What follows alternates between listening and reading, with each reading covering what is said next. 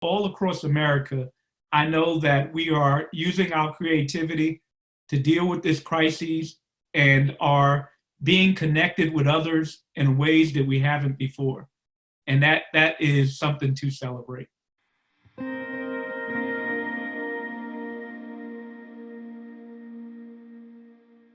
I am Darrick Hamilton, the Executive Director of the Kirwan Institute for the Study of Race and Ethnicity at The Ohio State University, and I am a professor in the John Glenn College of Public Affairs with courtesy appointments in the departments of economics, sociology, and African American studies. So COVID-19 is revealing our collective vulnerability.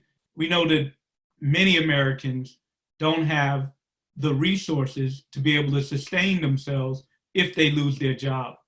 We know that also the health implications is that even royalty and prime ministers are vulnerable to this pandemic. But that vulnerability is not the same. That vulnerability is not the same when we consider the fact that some people don't have jobs that allow them to work from home.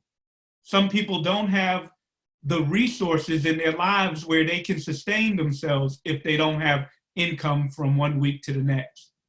We also know that some people are living with comorbidities like asthma, like diabetes, that put them at peculiar risk to the pandemic of COVID-19. And we know that this disparity is not fair, nor is it natural. We know that this disparity is linked to identity. We know, for example, that as a result of the racial wealth gap that's been generational, Black people in general have very little liquid assets on hand to be able to withstand themselves if they are faced with a loss in income from a period of time. First and foremost, we need to be concerned about public safety as well as the safety of all of us. So we made the decision to basically halt the economy in order to save lives. And that's the moral right decision to make. But in so doing, we know that that is imposing all types of economic vulnerability on people, as well as what's not talked about as much, the associated anxieties that come about from this change in life, the associated anxieties of literally being cooped up in your home all day. We need to be cognizant of all the mental anguish that's going to take place as a result of us being subjected is a tough word, but subjected to a new normal that requires us to social distance to save lives.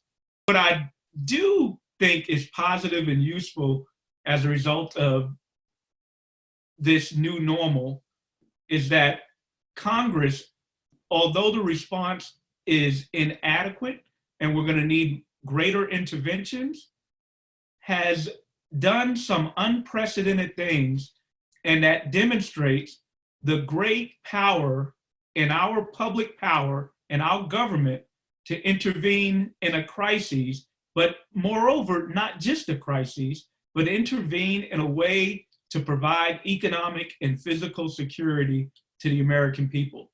So for example, sending out direct cash from Treasury in this time of need, well, that demonstrates that we can do that the public can intervene in a way to make sure that we have economic security.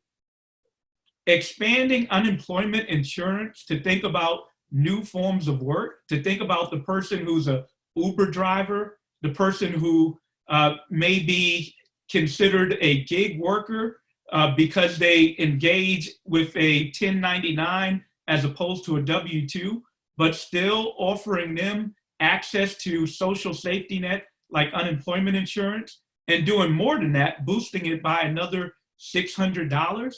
I think that is setting a precedent to really show that our government can do good in our society, that a lot of these problems we have are the result of political choices, not our destiny.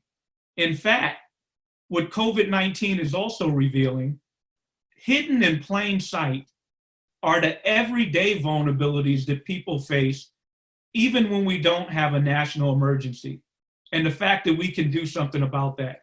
So to me, that is a silver lining that we can take forth when we are not in this crisis, to make sure we have a better economic security system in place, not only because it's the moral and right thing to do, but also to better prepare us the next time, and we know there will be a next time, sadly, that there is a pandemic, or the next time that there is some climate catastrophe, or the next time that there's generally an economic downturn.